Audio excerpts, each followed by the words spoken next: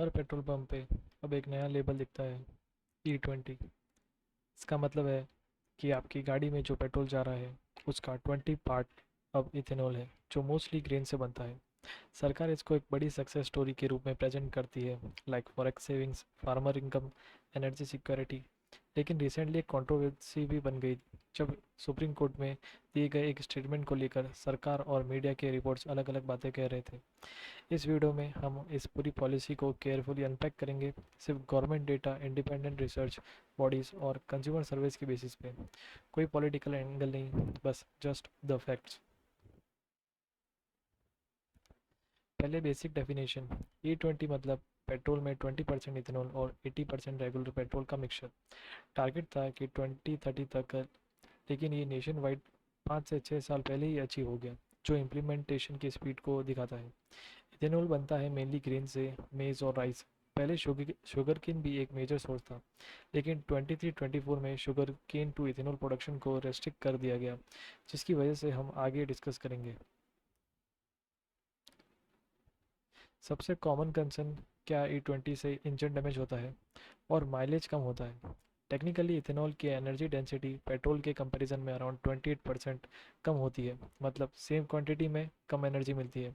लेकिन इथेनॉल का octane rating ज़्यादा होता है, अराउंड 108.5, जो इंजन नॉकिंग को रिड्यूस करता है। तीन अलग अलग सोर्स के नंबर्स देखते हैं। एआई, जो गवर्नमेंट के ऑफिशियल व्हीकल टेस्टिंग लैब है, कंट्रोल टेस्ट में 2 से 6% माइलेज ड्रॉप दिखाती है।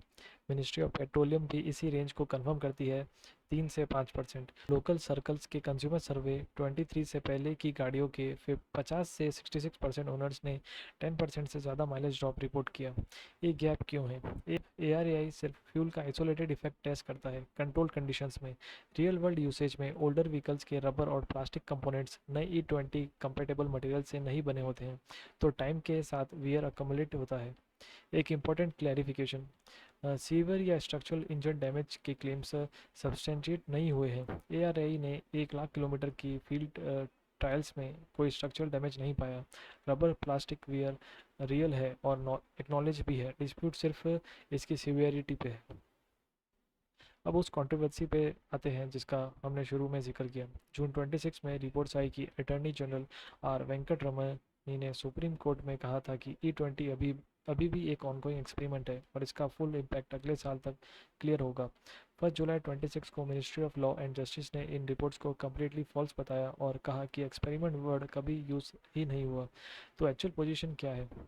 मल्टीपल लीगल सोर्सेज कंफर्म करती है कि एजी ने कहा था कि full impact expected to become clearer next year, जो फंक्शनल है, एक ऑनगोइंग असेसमेंट का काफ़ी क्लोज है, चाहे एग्जैक्ट वर्ड एक्सपेरिमेंट यूज़ ना हुआ हो। मतलब दोनों साइड टेक्निकली सही है, but different specific points.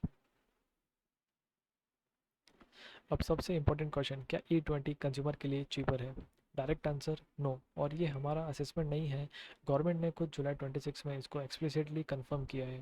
Reason simple है, जब क्रूड ऑयल अराउंड $70 पर बैरल पे होता था, इथेनॉल की प्रोडक्शन कॉस्ट पेट्रोल से ज़्यादा पड़ती है। E20 तभी चीपर होगा जब क्रूड $120 से 130 पर बैरल तक पहुंचेगा। एक इंडिपेंडेंट रिसर्च ऑर्गेनाइजेशन के फुल कॉस्ट एनालिसिस के अकॉर्डिंग ऑयल मार्केटिंग कंपनीज ने जो प्रोक्योरमेंट कॉस्ट रिपोर्ट की है वो है 62,566 करोड़, और एक्चुअल फिजिकल कॉस्ट 87,390 करोड़। इनके बीच 24,824 करोड़ की गैप है। यह जब फर्टिलाइजर्स और इलेक्ट्रिसिटी सब्सिडीज से आते हैं, जो हेडलाइन नंबर्स में शो नहीं होते।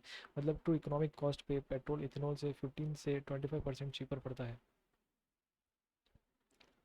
अगर ये चीपर नहीं है तो सरकार इसको इतनी एग्रेसिवली पुश क्यों कर रही है? यहाँ एक्चुअल आर्गुमेंट है एनर्जी सिक्योरिटी का। इंडिया की क्रूड इंपोर्ट डिपेंडेंसी 24-25 में 89.44% तक पहुँच गई है, जबकि 1999 में ये अराउंड 55% थी। लॉजिक स्ट्रेट फॉरवर्ड है, हर litre blended ethanol 1 litre imported crude based petrol replace करता है। अब तक 290 lakh metric tons crude substitute हो चुका है, और गवर्नमेंट फिगर्स के according 1.97 lakh crore forex save हुआ है। पार्लियामेंट को अप्रैल 26 में बताया गया कि फरवरी 26 तक 86.9 मिलियन टन्स CO2 एमिशन भी रिड्यूस हुआ है। तो ये एक लेजिटिमेट नेशनल सिक्योरिटी और इन्वायरमेंटल मेजर है। इवन दो पंप प्राइसेस पे डायरेक्ट बेनिफिट नहीं मिलता, लेकिन एक इम्पॉर्टेंट कैवेट है कि CEEW प्रोजेक्ट्स करता है कि पेट्रोल डिमांड 2032 तक पीक करेगी और इसके बाद 2050 तक शार्पली डिक्लाइन करेगी। ईवीज के ग्रोथ की वजह से जो इथेनॉल प्लांट्स 20 से 30 साल की लाइफ स्पेन के लिए सेटअप हो रहे हैं, उनके लिए ये एक जेन्युइन स्टैंडर्ड एसेट रिस्क है। एक और इम्पोर्टेंट डायमेंशन है फीड स्टॉक शिफ्ट का। 17 से 18 में ग्रीन बेस्ड इथेनॉल का शेयर 0% था। 25-26 तक ये 72.4% हो गया। मेज का कंट्रीब्यूशन 45.2%, राइस का 27.2%। ये शिफ्ट हुआ क्योंकि 23-24 में sugar cane to ethanol production restrict कर दिया गया। Water intensity per petrol ethanol around sugar around 3000 to 3630 litres, maize around 4670 litres, rice highest around 10,790 litres. ये एक सिग्निफिकेंट नंबर है और ग्राउंड वाटर स्टेट्स रीजन में ये एक रियल रिस्क क्रिएट करता है। एक और फैक्ट, एफसीआई अपना सरप्लस राइस डिस्टिलरीज को 2320 पर क्विंटल पे सेल करता है, जबकि इसकी एक्चुअल इकोनॉमिक कॉस्ट 4100 पर क्विंटल है। ये इफेक्टिवली एक डायरेक्ट सब्सिडी है जो हेडलाइन नंबर्स में रिफ्लेक्ट नहीं होती, बट एक क्लियरली पॉजिटिव साइड भी है। Farmer income cumulatively around 1.29 lakh crore farmers को मिले हैं। यह इस प्रोग्राम का स्ट्रॉन्गेस्ट और लीस्ट डिस्प्यूटेड बेनिफिट है। कंसर्न सिर्फ ये है कि अगर मेज राइस में बेटर रिटर्न्स मिलते तो फार्मर्स अपना एक्रेज पल्सेस और ऑयल सीड से शिफ्ट कर सकते हैं। एक फैक्ट जो कम लोग जानते हैं, इथेनॉल सिर्फ पेट्रोल में यूज़ होता है, डीजल में नहीं। रीजंस केमिकल है। इथेनॉल का मतलब ये कंप्रेशन के अंदर रिलायबली इग्नाइट नहीं होता, इसलिए इंडिया के डीजल बायोफ्यूल प्रोग्राम डिफरेंट है। ये बायोडीजल यूज़ करता है जो यूज्ड कुकिंग ऑयल, जेटोफा और करंजा से बनता है। अब जैसे कि आप चार्ट में देख सकते हैं कि कैसे पेट्रोल और डीजल में कितना कितना टारगेट परसेंटेज डिसाइडेड है। पेट्रोल साइड पे टारगेट ऑलरेडी अचीव हो चुका है, डीजल साइड अभी भी टारगेट से काफ़ी पीछे है। और ये इंपॉर्टेंट है क्योंकि डीजल एक्चुअली इंडिया की फ्यूल इंपोर्ट डिपेंडेंसी का बिगर शेयर कैरी करता है, बट इसका सब्स्टिट्यूशन प्रोग्राम पेट्रोल जितना एडवांस नहीं है।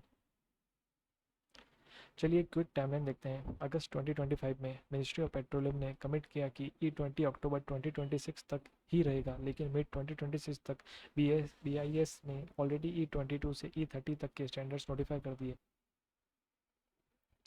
और हायर ब्लेंड्स पे एक्साइज ड्यूटी भी कम कर दी गई। दिसंबर 25 में ट्रांसपोर्ट मिनिस्टर नितिन गडकरी ने पार्लियामेंट में कहा कि ARAI ने ओल्डर व्हीकल्स पे नो इम्पैक्ट पाया और कोई कंपनसेशन की ज़रूरत नहीं। लेकिन जुलाई 26 तक मिनिस्ट्री ने खुद एक्नॉलेज किया कि माइलेज 3 to 5% तक रिड्यूस हो चुका है। ये स्टेटमेंट सस्टेन पब्लिक प्रेशर के बाद आया। जुलाई 26 मिनिस्ट्री के FAQ में एक जेन्युइन रीफ्रेमिंग हुई। E20 नेसेसरली प्राइसेस कम करने के लिए नहीं है, बल्कि प्राइस स्टेबिलिटी के लिए है। ये 14 से ज़्यादा महीनों की कंज्यूमर कन्फ्यूजन के बाद एक ऑनेस्ट क्लैरिफिकेशन थी। एक क्लियर पैटर्न दिखता है, पहले कॉन्फिडेंट रीअश्योरेंस, फिर months later usual public pressure के बाद मोर एक्यूरेट पोजीशन। लेकिन कोर सेफ्टी क्लेम्स जैसे स्ट्रक्चरल इंजन डैमेज ना होना या 2-6% lab mileage loss independent scrutiny में होल्ड अप हुई नहीं। चलिए पूरी एनालिसिस को समराइज करते हैं। वेरीफाइड बेनिफिट्स क्या है? कम्युलेटिवली अराउंड 270 से 290 lakh metric tonne crude substitute हुआ है। 1.6 से 2 लाख करोड़ 1.6 से 2 लाख करोड़ फॉरेक्स सेव हुआ है। 1.2 से 1.7 लाख करोड़ फार्मर्स को मिले हैं। सबसे लीस्ट डिस्प्यूटेड बेनिफिट, पेट्रोल के कंपैरिजन में 65% लोअर GHG, 50% रीजन में 65% लोअर GHG, 50% लोअर मेज। पेट्रोल पुल के 20% पे price volatility protection. Verified cost, pump prices पे कोई डायरेक्ट बेनिफिट, गवर्नमेंट ने खुद कंफर्म किया। 24,824 करोड़ का हिडन फिजिकल गैप। 2 से 6% माइलेज लॉस, लैब कंडीशंस में real world compounding higher for older vehicles. Rice ethanol में 10,790 litres water per petrol, ground water stress region में risk. Standard acid risk, petrol demand 2032 में peak करके decline करेगी। Final assessment, ये policy ना एक scam है ना एक फ्री लंच। सबसे कॉन्सिक्वेंशियल ओपन क्वेश्चन ये है, जब पेट्रोल डिमांड डिक्लाइन करना स्टार्ट करेगी तब इन इथेनॉल प्लांट्स का क्या होगा, और क्या डीजल सब्स्टिट्यूशन कभी पेट्रोल जैसा सक्सेस रेप्लिकेट कर पाएगा। तो ये था E20 और इथेनॉल ब्लेंडिंग प्रोग्राम का एक complete fact based breakdown, verified data के बेसिस पे विदाउट एनी बायस।